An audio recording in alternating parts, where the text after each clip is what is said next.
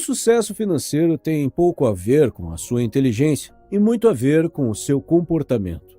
Você já se perguntou como é que as pessoas com muitas realizações acadêmicas acabam, por vezes, tendo menos riqueza do que pessoas que nem sequer têm estudo? O comportamento humano é uma variável determinante no desempenho financeiro, tanto em algo tão grande como a economia do país, quanto em algo pequeno como finanças pessoais. Ao mesmo tempo, também é o aspecto mais difícil de analisar e compreender. Neste vídeo, vou resumir os capítulos mais importantes de um livro chamado The Psychology of Money, escrito por Morgan Housel.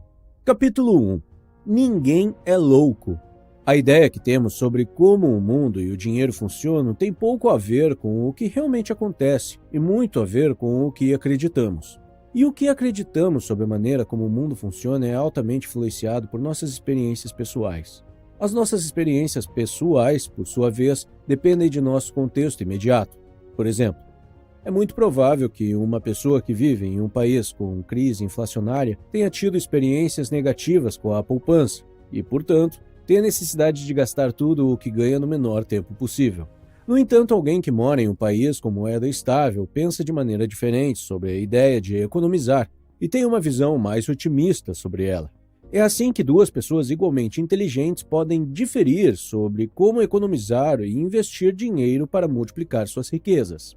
Um profissional comum na Austrália, antes da crise da pandemia, não conseguia realmente entender as pessoas de outras latitudes que já haviam passado por muitas crises econômicas em suas vidas. Você pode até saber os números e analisar os dados e estatísticas, mas nunca terá aquela mesma experiência pessoal. Cada decisão que as pessoas tomam em relação ao seu dinheiro é justificada pelas informações que elas têm no momento e está conectada ao seu modelo mental único sobre como o mundo funciona. Parece que todos nós fazemos loucuras com o nosso dinheiro, mas ninguém é louco. Nossas decisões financeiras são baseadas em experiências únicas que só podem fazer sentido para nós em um momento específico. Capítulo 2.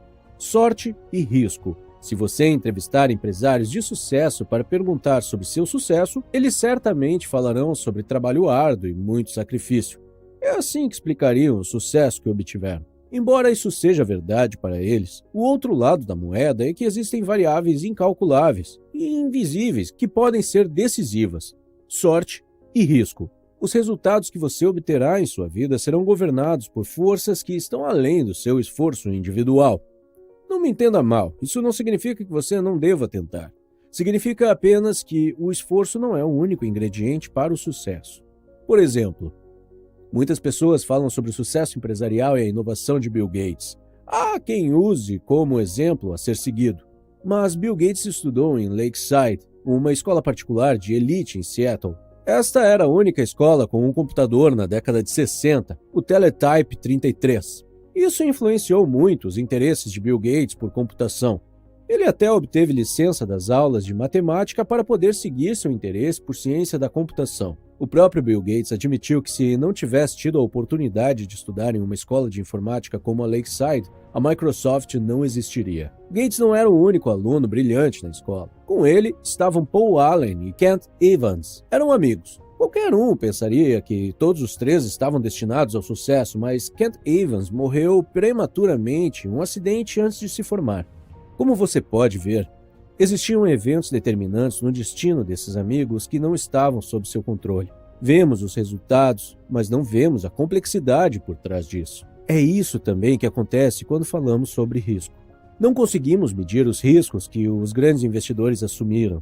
Não sabemos o risco que aquele investidor assumiu com aquela empresa, que hoje tem tanto sucesso, mas sabemos as dívidas que este empresário de sucesso adquiriu, apostando no futuro quando deu início ao seu negócio. Este não é um problema simples. A dificuldade em identificar o que se deve à sorte, o que se deve à habilidade e o que é risco é um dos maiores problemas que enfrentamos quando tentamos aprender a melhor maneira de tomar decisões relacionadas ao nosso dinheiro. O autor fala sobre 3 lições que podemos aprender com essa realidade.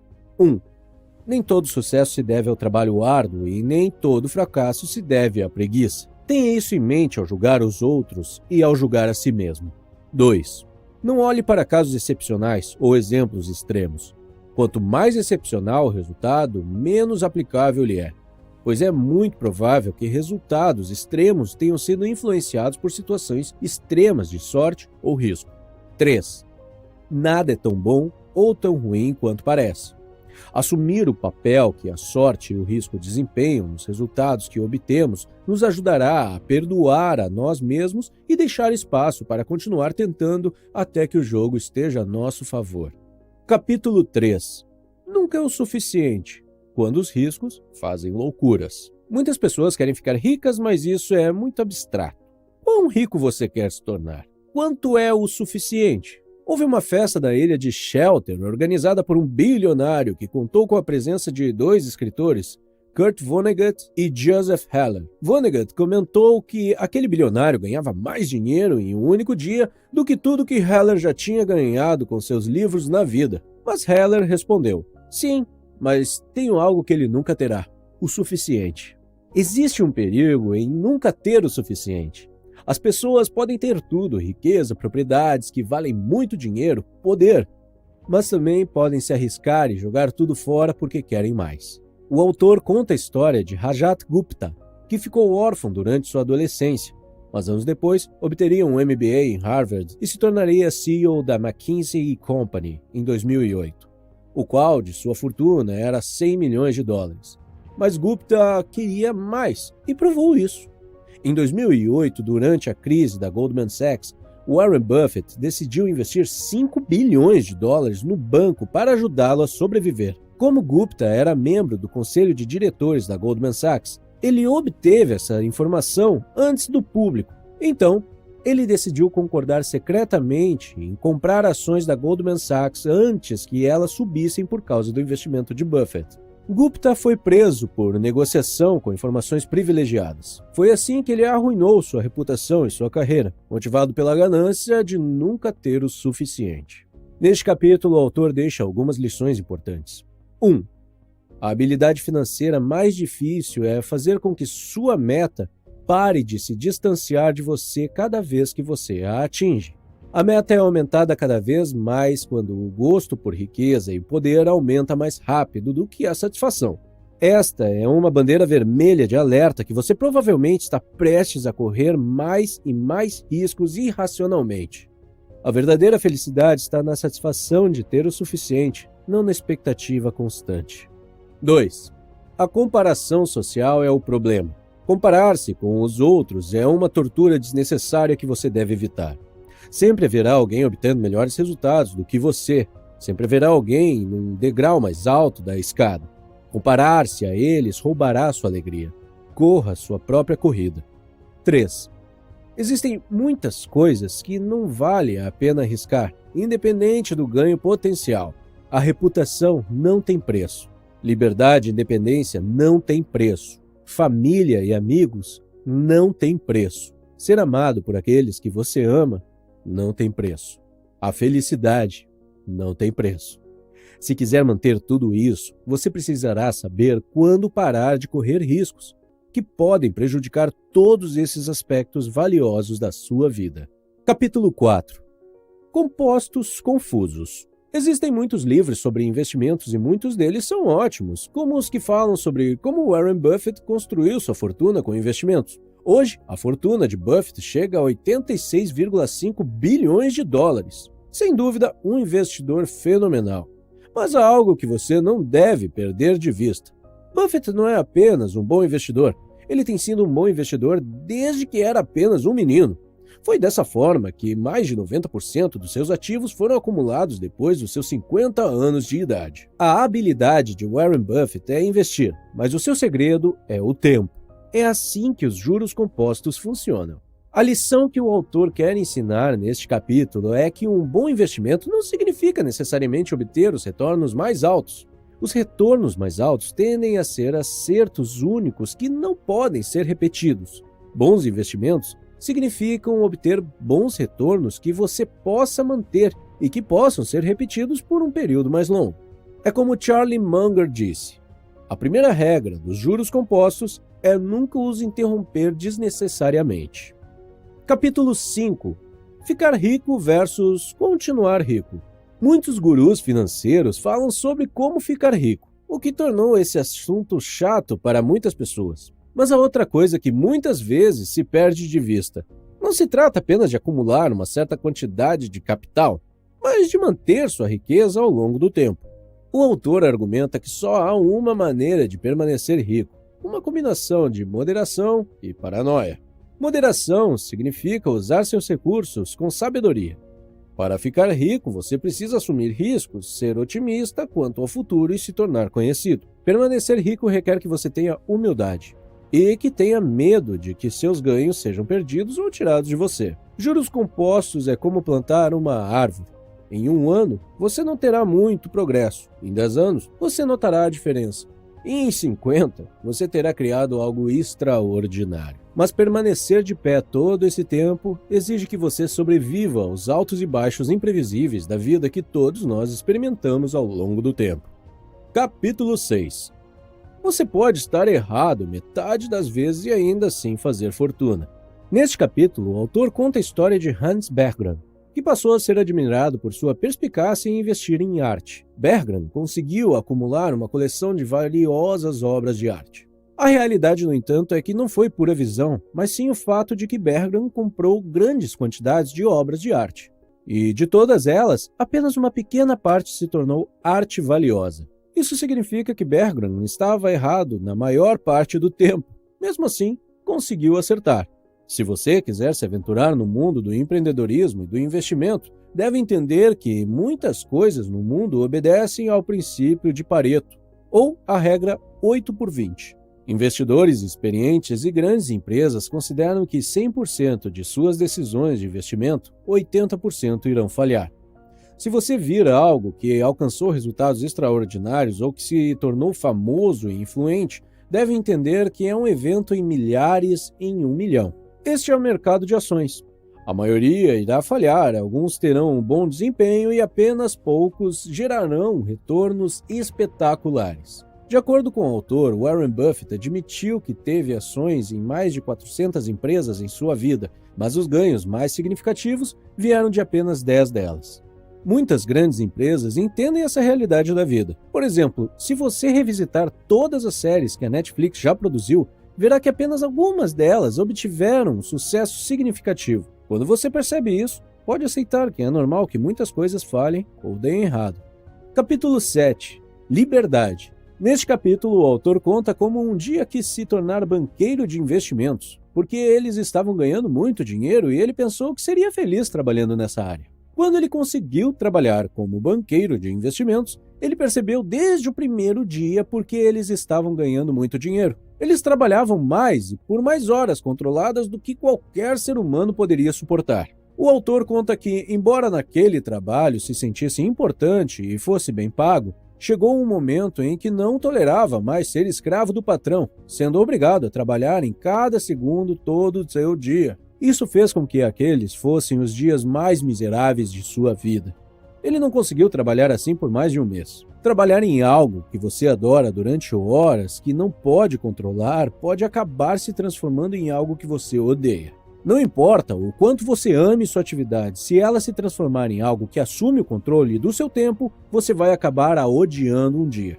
A forma mais elevada de riqueza é a capacidade de acordar todas as manhãs dizendo: posso fazer o que quiser hoje. A todo momento ouvimos pessoas dizerem que querem ser felizes. A felicidade é complexa, porque somos todos diferentes, mas existe um denominador comum. O combustível universal da alegria é a capacidade de controlar a própria vida. Existem oportunidades tentadoras de ganhar dinheiro, mas muitas são armadilhas das quais pode ser difícil escapar. Não caia no ciclo interminável de ganhar mais através da perda de um dos seus valores mais preciosos, a liberdade. A capacidade de fazer o que quiser, quando quiser, com quem quiser, pelo tempo que quiser. Não tem preço. Capítulo 9. Riqueza é o que você não vê. Alguém pode parecer rico, mas é impossível saber com certeza à primeira vista. Você poderia estar vendo apenas a ponta do iceberg. Não seja ludibriado por aqueles que ostentam sua riqueza. Parece bobagem dizer isso, mas a única maneira de acumular riqueza é não gastá-la. Muitas vezes, quando as pessoas dizem que querem ser milionárias, o que realmente querem dizer é que querem gastar $1 milhão. Mas gastar US$ 1 milhão é literalmente o oposto de ser milionário. A riqueza está escondida. Riqueza é renda que é economizada, não gasta. Riqueza é opcionalidade, flexibilidade, crescimento. Riqueza é a capacidade de comprar coisas, se necessário. Gastar dinheiro para mostrar aos outros quanto dinheiro você tem é a maneira mais rápida de ter menos dinheiro. Capítulo 13. Espaço para erro. Se você não for capaz de imaginar a possibilidade de seu fracasso, você falhará.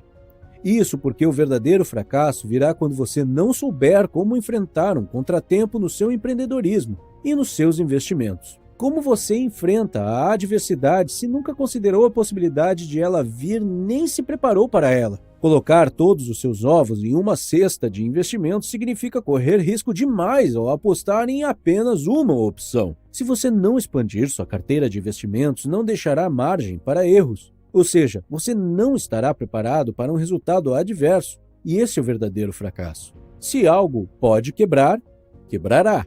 Então, se você tem muitas coisas que dependem do desempenho de apenas uma, está contando os dias para a catástrofe. Um dos maiores erros com o dinheiro é depender exclusivamente do salário para financiar as necessidades de gastos de curto prazo, sem nenhuma economia para protegê-lo de despesas inesperadas no futuro. Gostamos de pensar que estamos economizando para algo certo, como comprar um carro ou para a aposentadoria. Mas a realidade é que não sabemos o que vai acontecer amanhã e não podemos ter certeza de onde gastaremos nossas economias. Isso não significa que você não deve planejar. Significa que você deve deixar margem para erros durante o seu planejamento. Capítulo 14. Você vai mudar. O planejamento de longo prazo parece mais fácil do que realmente é, porque tudo muda com o tempo. Você e eu vamos mudar em 10 anos. O mundo também mudará. Isso não deve ser um impedimento para você fazer planos para o futuro, mas um aviso que o ajudará a fazê-lo com a necessária prudência e sabedoria para evitar arrependimentos futuros. O autor conta a história de um amigo que na adolescência sempre sonhava em ser médico. Naquela época era fácil concluir que ele não conseguiria ser, mas ele chegou lá, com muito esforço. Há alguns anos, o autor voltou a se encontrar com aquele amigo que agora é médico. Mas acontece que agora, aquele amigo que lutara pelo sonho de ser médico, lamentava ter escolhido aquela carreira, dizendo que era horrível. Em psicologia, existe algo chamado a ilusão do fim da história. É assim que os psicólogos chamam a tendência de as pessoas estarem profundamente cientes do quanto já mudaram no passado, mas subestimarem o quanto suas personalidades, desejo e objetivos provavelmente ainda mudarão no futuro. A realidade é que você mudará. Você nunca vai parar de mudar, o mesmo com o seu contexto. Ele mudará, e as decisões que pareciam corretas no passado podem acabar parecendo loucura no futuro. Pense nisso quando chegar a hora de planejar suas finanças em longo prazo. Capítulo 15. Nada é gratuito. Tudo tem um preço, mas nem todos os preços aparecem nos rótulos. O segredo para tomar decisões financeiras é descobrir qual é esse preço e se você está disposto a pagar. Qual é o preço do sucesso? Você está disposto a pagar? Antes de tomar uma decisão, considere que a maioria das coisas é mais fácil na teoria do que na prática. Para ter sucesso como investidor, você terá que pagar um preço, mas não vai pagar esse preço com dinheiro. Vai pagar com incerteza, dúvida e medo em relação à volatilidade do mercado. Seus ganhos de investimentos não são gratuitos e nunca serão.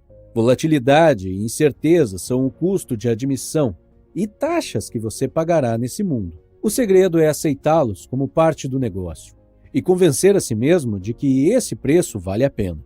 Você quer começar algo? Descubra qual é o preço e pague. Capítulo 16. Você e eu.